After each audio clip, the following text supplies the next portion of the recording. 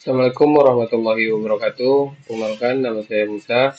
Di sini saya akan memberikan penjelasan tentang eh, PPT yang telah saya buat untuk tugas Pancasila saya dengan judul Digital Demokrasi. Saya dari kelas 2 TRKA. Mungkin segitu saja pengenalan awal dari saya. Lalu kita lanjut ke apa itu demokrasi digital. Demokrasi digital itu adalah bentuk partisipasi warga negara Indonesia dalam proses demokrasi yang memanfaatkan teknologi digital, terutama media sosial dan platform daring, sebagai sarana berdiskusi, mengawasi pemerintah, menyampaikan aspirasi, bahkan memilih dalam pemilu. Namun, ruang digital di sini yang awalnya diharapkan memperkuat demokrasi justru banyak membawa tantangan baru. Contoh yang pertama ada arus informasi tidak terkendali, manipulasi opini publik, dan ancaman terhadap kebebasan dan privasi.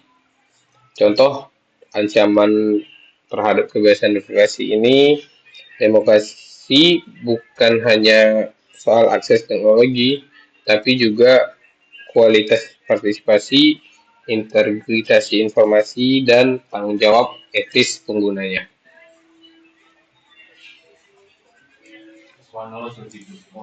Lalu kita lanjut. Setelahnya ada 4 tantangan utama demokrasi digital. Yang pertama adalah polarisasi digital. Maksud dari polarisasi digital di sini ialah masyarakat terpecah menjadi kelompok tertutup yang saling menolak akibat echo chamber dan filter bubble dari algoritma media sosial. Lalu ada hoax dan disinformasi. Disinformasi dan hoax ini contohnya informasi palsu yang menyebar cepat, membingungkan publik, dan dimanfaatkan untuk kepentingan politik, bahkan mengganggu kebijakan publik. Contohnya hoax vaksin dan lain-lain. Lalu ada privasi dan keamanan data, yaitu data pribadi dijual bebas atau diretas dan dapat berisiko disalahgunakan untuk manipulasi politik, pencurian identitas, atau kejahatan cyber. Lalu yang terakhir ada privasi dan keamanan data.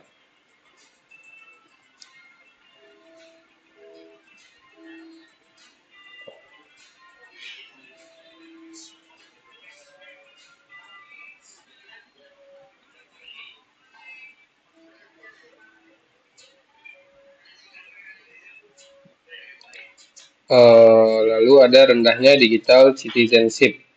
Banyaknya pengguna tidak paham hak, kewajiban, dan etika di ruang digital, sehingga mudah jadi penyebar hoax atau korban pelanggaran data.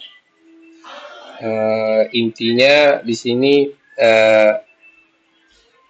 keempat tantangan ini saling terkait dan berpotensi melemahkan fondasi demokrasi seperti kebebasan, keadilan, kepercayaan, dan partisipasi yang rasional. Lalu selanjutnya ada contoh nyata dan dampak nyata.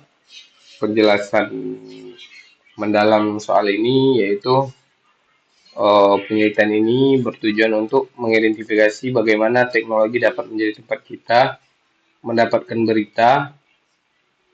berita-berita palsu yang belum jelas asal-usulnya. Contoh yang pertama ada pemilu 2019. Seperti adanya tagar 2019 ganti presiden versus Jokowi, 2 periode mencerminkan polarisasi ekstrim, bukan hanya perbedaan pilihan, tapi perpecahan sosial, bahkan di kalangan remaja, akibat musyawarah dan toleransi. Nilai dasar demokrasi Pancasila di sini mulai luntur. Lalu ada hoax pandemi. Kominfo catat lebih dari 11.000 hoax selama pandemi, hoax soal vaksin membunuh atau vaksin tembak, lalu sertifikat palsu yang bisa dibeli, Ini bukan hanya menyesatkan tapi melemahkan respon nasional terhadap krisis kesehatan. Lalu yang ketiga ada kebocoran data di tahun 2022 sampai 2023 dari BPJS dan Dukcapil seperti NIK, alamat, riwayat sakit dijual online. Ini bukan sekedar kebocoran teknis, tapi ancaman terhadap kedaulatan digital warga negara. Tanpa privasi, masyarakat takut berpendapat atau berpartisipasi politik menurun. Maaf, partisipasi politik menurun. Lalu, slide selanjutnya yaitu ada solusi digital citizenship yang beretika. Uh, Digital citizenship ini bukan hanya soal bisa pakai gadget atau tidak, tapi yang pertama ada memahami hak dan kewajiban sebagai warga digital, mampu memverifikasi informasi sebelum di-share, menjaga etika berkomunikasi, tidak provokatif, tidak ujaran kebencian, lalu yang terakhir ada melindungi data pribadi, contohnya tidak asal izin akses aplikasi. Lalu di sini Kominfo telah membuat program dengan langkah strategis dengan 4 pilar. Yang pertama, cakap digital, yaitu kemampuan teknis dan literasi. Lalu ada budaya digital, yaitu nilai toleransi dan inklusivitas. Lalu yang ketiga ada etika digital, yaitu tanggung jawab moral saat berinteraksi. Lalu yang keempat, aman digital, yaitu perlindungan data dan keamanan cyber. Digital citizenship adalah pilar utama agar teknologi tidak menguasai manusia, tapi justru dikendalikan oleh nilai-nilai demokrasi Pancasila. Lalu, penutup dan kesimpulan, ya pastinya kita menuju ekosistem digital yang sehat, di mana di sini demokrasi digital membuka peluang besar bagi partisipasi publik, namun juga menghadirkan tantangan serius, polarisasi, hoax, dan ancaman terhadap privasi data tanpa kesadaran dan tanggung jawab sebagai warga digital atau digital citizenship. Ruang digital justru bisa melemahkan nilai-nilai demokrasi seperti dialog, kebenaran, dan keadilan. Di sini harus adanya tanggung jawab dari kita masing-masing. Dan menurut saya untuk solusi tidak ada solusi tunggal. Yang diperlukan di sini adalah sinergi multisektor, sama yaitu dari pemerintah menegakkan UUD, UU PDP, awasi algoritma dan edukasi publik. Lalu ada platform digital yang lebih diawasi secara transparan, batasi konten provokatif, dan perkuat modernisasi.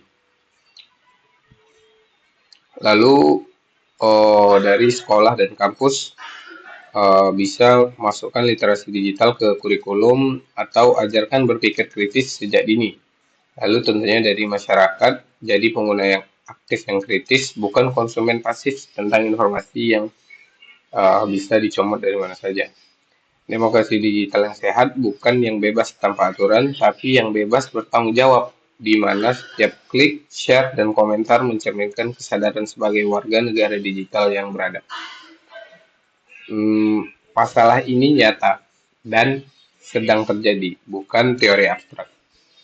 Jadi, mari jadi bagian dari solusi, bukan bagian dari masalah tersebut. Mungkin sekian yang dapat saya sampaikan. Lebih dan kurangnya mohon maaf. Assalamualaikum warahmatullahi wabarakatuh.